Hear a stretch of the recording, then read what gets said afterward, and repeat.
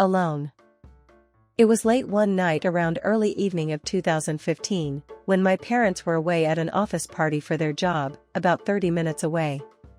They said they'd be home by 11:45 at the latest, but I just kept pushing them out the door. The second I shut the front door behind them, I locked it, then went around my house to lock the back, garage, side, and attic door, and by 1700 hours I was in my room watching movies. At that time I was a sucker for horror movies, but now I never go near them. I had started the night off strong with a classic, Halloween. Once I had finished the movie, I went downstairs to get a snack. 14-year-old me was sitting there for at least 15 minutes as my parents were wealthy and were constantly buying food. Once I had gotten all I needed, I headed back up to my room. Once I had reached my room, I heard a faint tapping coming from downstairs, but I shrugged it off since it was drizzling outside. I had just laid down on my bed when my phone started ringing. It was my mom. I immediately picked up. "Hi sweetie, we might get a little delayed, our boss hasn't shown up yet, but I'll let you know when we're on the way home." "Love you," I said, "love you back," and hung up. Without hesitating, I put on another movie, Scream. Unlike Halloween, I hadn't seen this one before. Once I finished the movie, I headed to the bathroom, which was on the second floor. Once I'd finished, I headed back to my room, but this time I heard a loud thump, like something hitting my back window outside. This is when I started to get paranoid. We weren't in a loud neighborhood and no kids were out in the street. I looked out my window to see nobody there. I thought maybe it was something behind my house, in the forest, so I headed to the bathroom, looked out the window and, nothing. Once I settled, I went to my room. At this point, I was a bit bored of movies, so I just watched some YouTube. As I searched up horror, I flicked past some videos and found one that appealed to me. Woods.avi. I thought it looked like an analog, which I love, and was totally wrong. The video started with someone in the woods, breathing heavily, as if being chased. Static washed over the screen, then the audio cut. All I could see were faint distant lights of what looked like a house, the person filming sprinting towards it. Once they had reached it, they banged on it. Immediately I knew what this was. It was my house. I clicked off it, checked when it was posted. 7 minutes ago. I started to tremble. I knew, whatever that video was, it wasn't good. I made sure everything in the house was locked. I then ran up to my room. I had managed to push my wardrobe in front of my door. I hid in my closet and shut it. I realized, why would the person bang on the window only once? Why wouldn't they run around to the front?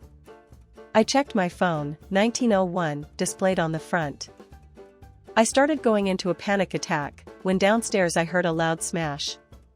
Someone was breaking in. I rang the police. 911, what's your emergency? Yes, I whispered, someone's breaking in. Okay, I'm going to need you to stay calm. Is anyone else home? No, just me, I managed to spit out. Okay, and what is your address? 27, Rosebooks Avenue. I stuttered. Okay, I'm sending a unit to your house right now. I need you to stay on the phone with me. Oh dash. The connection cut. I then heard someone coming up the stairs and start pounding on doors and screaming at the top of their lungs. I then realized the person trying to get in tried to bang on the window more than once. I watched the video again. Everything played out except in the last couple of seconds. He looked behind him to see a tall dark figure, almost the size of the house with eyes as dark as the sky. I realized that creature wasn't chasing him, it was obeying him. He wasn't banging the window, he was telling the creature to go in. I still had so many questions. Why was this man telling this creature to go into my house? Where did this creature come from? I couldn't think of any more as the creature got to my door. It managed to rip clean through my door, then flung the wardrobe across the room. It started looking around, looking for me.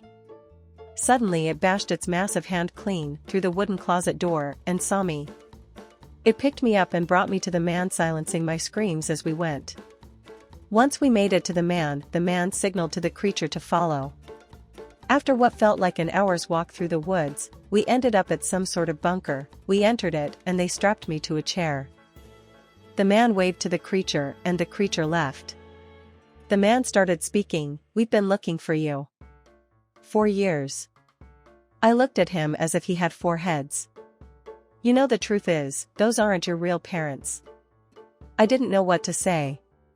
Oh, and that call you got, he said, you didn't happen to notice how brief it was, did you? And no, I stuttered, tears in my eyes as I spoke.